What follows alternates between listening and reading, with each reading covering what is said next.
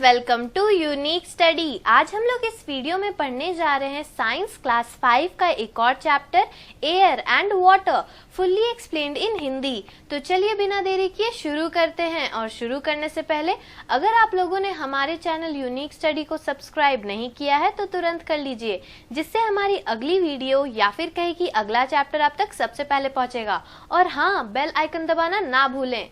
So let's start. Air. Air is present everywhere around us. Living beings breathe in air to survive. Plants also use air to carry out photosynthesis. जो air है वो हमारे चारों तरफ फैला हुआ है। Living beings air को सांस लेने के लिए यूज करते हैं ताकि वो सर्वाइव कर सके। Plants भी air को यूज करते हैं ताकि वो लोग फोटोसिंथेसिस का प्रोसेस कैरी कर सके। Let us learn more about air. अब एयर के बारे में और जानते हैं।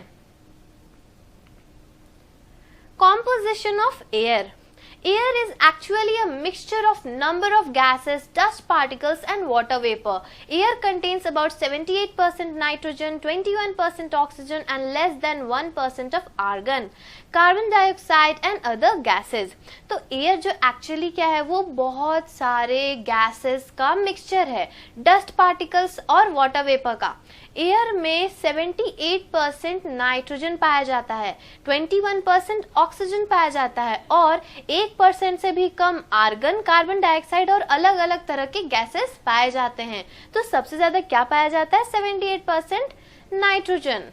तो अब इन सब गैसेस के बारे में थोड़ा बहुत स्टार्ट करते हैं पढ़ने। Nitrogen, it is the most abundant gas in the atmosphere. It does not support burning but controls the process of burning. Nitrogen is required by all living beings. Nitrogen is required by all living beings.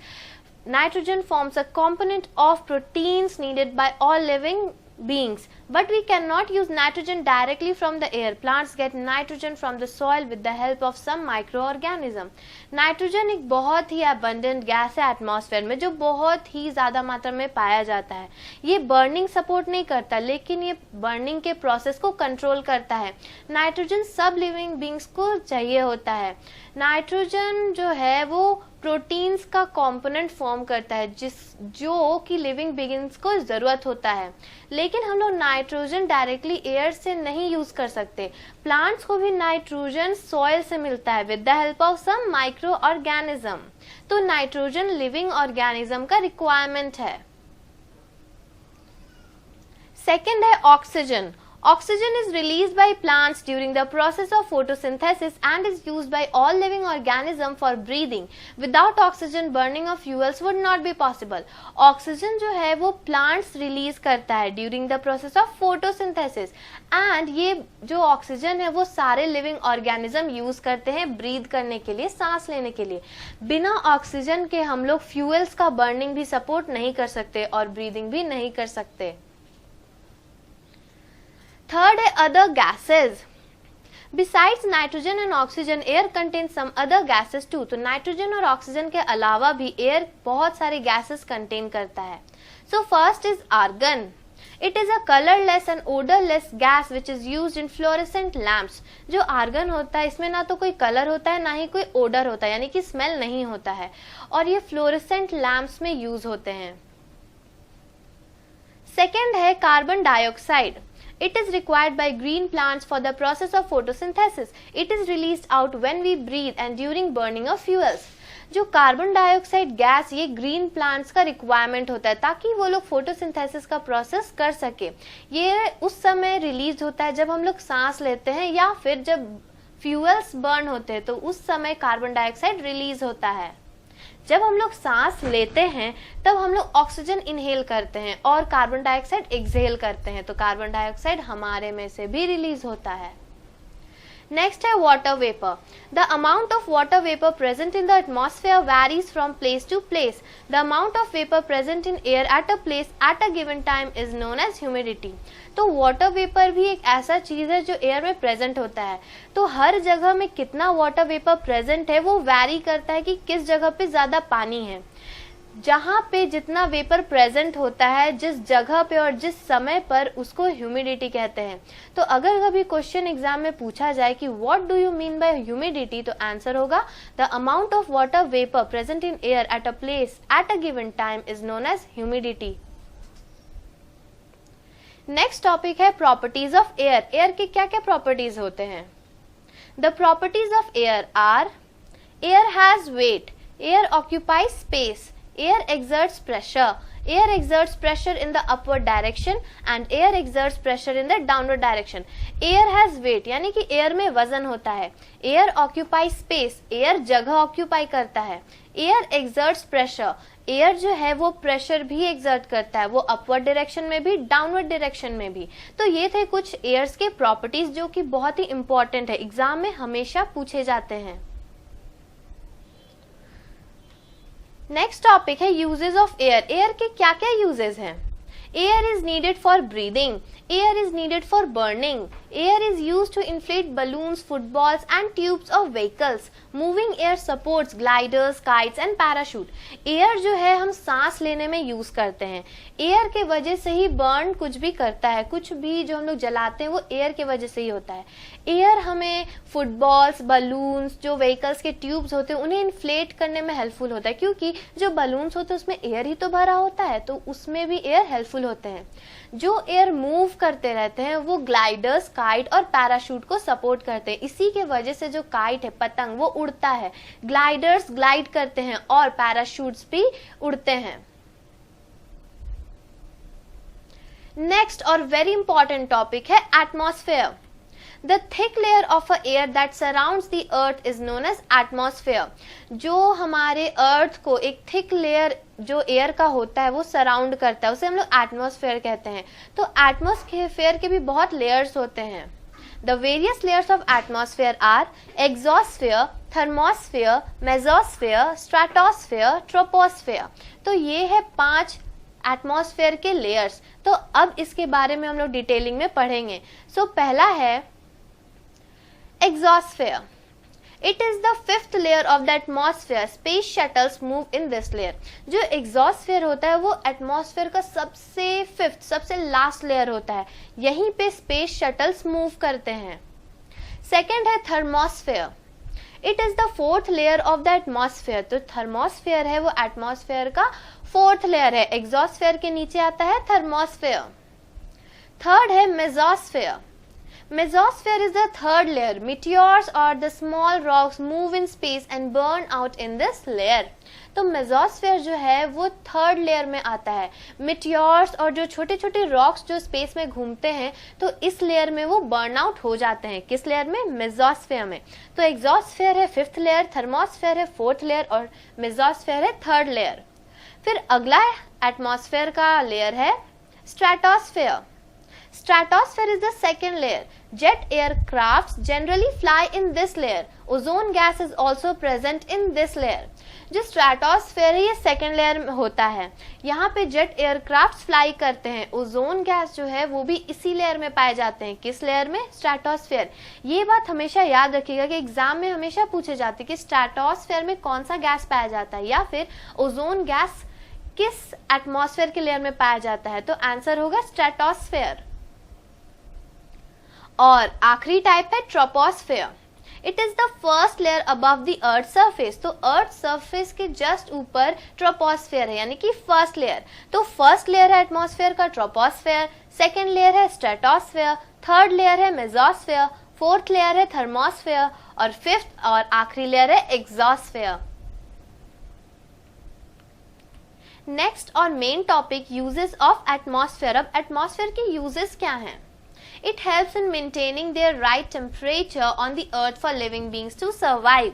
जो atmosphere का जो uses बताता है कि अर्थ में सही temperature रखता है, कितना गर्मी कितना ठंडा होना चाहिए जिससे कि लिविंग बीइंग सरवाइव कर सके। तो ये एक बहुत ही मेन यूज है एटमॉस्फेयर का। सेकेंड है it protects us from the harmful rays, that is ultraviolet rays from the sun. Sun से कुछ हार्मफुल रेज आते हैं जिसे हम लोग अल्ट्रा वायलेट रेज भी कहते हैं। तो ये एटमॉस्फेयर अर्थ को इन्हीं हार्मफुल रेज से बचाता है। थर्ड है, it also protects us from small rocks that hit the earth from the space, these small rocks are called meteoroids. तो स्मॉल रॉक्स जो अर्थ को हमेशा हिट करते रहते हैं उनसे भी हमें बचाता है। ये स्मॉल रॉक्स क्या होते हैं? मेटेरॉइड्स। तो एटमॉस्फेयर में ये जो मेटेरॉइड्स ये बर्न कर जाते हैं अर्थ में पहुंचने से पहले ही। तो एटमॉस्फेयर ये बहुत इंपॉर्टेंट रोल प्ले करता है अर्थ को बचाने के लिए। Now next topic is water. Just like air, water is another vital natural resource for our survival. We need water to drink. Even plants and animals cannot live without water. Water is also needed for photosynthesis. 71% of our body is made up of water. Air की तरह ही water भी बहुत important role play करता है हमारे survival के लिए। हम लोग जिस तरह से जी रहे हैं इसमें वाटर बहुत इंपॉर्टेंट रोल प्ले करता है एयर की तरह। हमें पानी चाहिए होता है पीने के लिए। प्लांट्स और एनिमल्स भी बिना पानी का नहीं रह सकते। वाटर जो है ये प्लांट्स को भी जरूरत होता है फोटोसिंथेसिस का प्रोसेस के लिए। आपको ये जान के हैरानी होगी कि हमारा जो बॉडी है उसका 71% वाटर से बना हुआ है। Removal of impurities in water. The water we get is mixed with various impurities such as sand, dirt, germs and mud. These substances are called impurities. Impurities मतलब कि water से जो मिल जाता है जैसे कि sand, dirt, germs, mud जो कि water को खराब कर देता है, उन सब से हम लोग छुटकारा कैसे पा सकते हैं? तो ये हमेशा याद रखिएगा कि water we get is mixed with various impurities. जो water impurities से mix होता है जैसे कि sand, dirt, germs और mud, इन सब सब्सटेंसेस को हम लोग इम्प्योरिटीज कहते हैं। तो इनका रिमूवल कैसे हो सकता है? तो मेन बात यह है कि इम्प्योरिटीज का दो टाइप्स होते हैं, सॉल्यूबल इम्प्योरिटीज और इनसॉल्यूबल इम्प्योरिटीज। नेक्स्ट टॉपिक है सॉल्यूबल इम्प्योरिटीज। आखिर सॉल्यूबल इम्प्योरिटीज क्या होता है? The impurities dissolve in water. ये जो इम्प्योरिटीज होते हैं वो वाटर में अच्छी तरह से डिजोल्व कर जाते हैं जैसे कि सॉल्ट। सेकेंड है insoluble impurities. These impurities do not dissolve in water. जो इम्प्योरिटीज वाटर में डिजोल्व नहीं होते हैं उन्हें हम लोग इनसॉल्यूबल इम्प्योरिटीज कहते हैं। For example sand, mud and pebbles. Separation of insoluble impurities. अब इनसॉल्यूबल इम्प्योरिटीज का सेपरेशन कैसे होता है? Insoluble impurities can be removed by sedimentation and decantation and filtration. We have already about these two methods in previous classes. जो insoluble impurities होते हैं वो दो तरह से हटाए जा सकते हैं, sedimentation और decantation से या फिर filtration से। तो आप लोगों को याद होगा कि पिछले चैप्टर में हम लोगों ने इस सेडिमेंटेशन, डिकैंटेशन और फिल्ट्रेशन के बारे में पूरा डिटेलिंग के साथ पढ़ा था। तो आज हम लोग इस वीडियो में पढ़ेंगे separation of soluble impurities. So let's see separation of soluble impurities. Soluble impurities can be removed by evaporation and distillation. In evaporation method, water containing impurities such as salt is heated. After some time, water changes to steam, leaving the impurities behind. Here we will discuss about distillation method only. तो soluble impurities को हटाने के बहुत सारे तरीके हैं जैसे कि evaporation, distillation. Evaporation method में जो भी water salt contain करता है उसे heat किया जाता है, फिर थोड़ी देर बाद जो water है वो steam बन के हट जाता है और जो impurities रह जाते हैं वो सॉल्ट, यानी कि इससे हम लोग इम्प्योरिटीज को अलग कर सकते हैं। तो यहाँ पे अभी हम लोग डिस्टिलेशन के बारे में ही डिस्कस करेंगे। So what is distillation? Distillation Distilled water is the purest form of water as it is free from all impurities, salts and germs. तो distilled water जो होता है वो सबसे pure form of water होता है क्योंकि ये सारे impurities, salts, germs से free होता है। In the process of distillation, the impure water is taken in a round bottom flask and heated over a burner. When the water changes to steam, the impurities are left behind. The water vapor flows through a condenser where it converts into water again and collected in a container. तो distillation process में होता ये है कि एक beaker में हम लोग उस इम्प्योरिटी वाले वाटर को रखते हैं, उसको फिर हीट करते हैं। ऊपर जो है वो हम लोग नॉब से बंद कर देते हैं और जो वाटर गर्म होता है वो स्टीम बन जाता है। साइड में एक हम लोग पाइप लगाते हैं जिसके वजह से जो स्टीम है वो उस पाइप के मदद से दूसरे बीकर में जाता है और दूसरे बीकर में जाने के बाद वो वाटर में बदल जाता है और जो पहला बीकर है उसमें जो इम्प्योरिटीज बच जाते हैं वो इम्प्योरिटीज होते हैं जो कि डिस्टिलेशन प्रोसेस से पाए जाते हैं। तो ये है distillation process. Purification of drinking water. अब ड्रिंकिंग वाटर का प्योरिफिकेशन कैसे होता है? Water supply to our home is treated by different methods of purification so that it becomes fit for use. Following steps will help you understand how water is treated in treatment plants. हमारे घरों में जो water supply आता है वो बहुत तरह से प्योरीफाई करके आता है। कैसे? तो उस स्टेप्स के बारे में अभी हम लोग जानते हैं, जिससे आपको पता चल जाए कि वाटर कैसे ट्रीट होते हैं।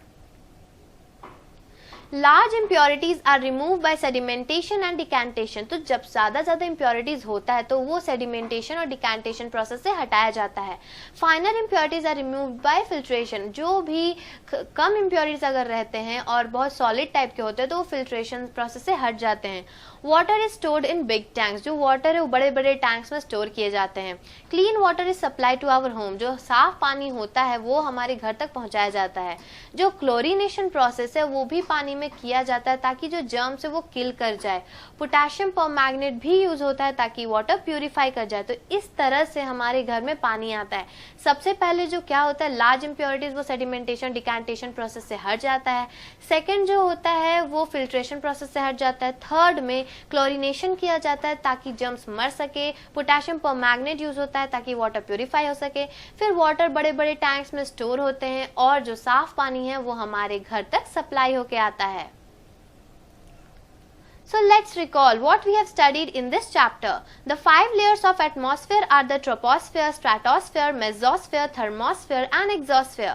Air is a mixture of many gases like nitrogen, oxygen and carbon dioxide. Water can be purified by sedimentation and decantation, filtration, evaporation or distillation. तो एटमॉस्फेयर के 5 लेयर होते हैं, troposphere, stratosphere, mesosphere, thermosphere and exosphere.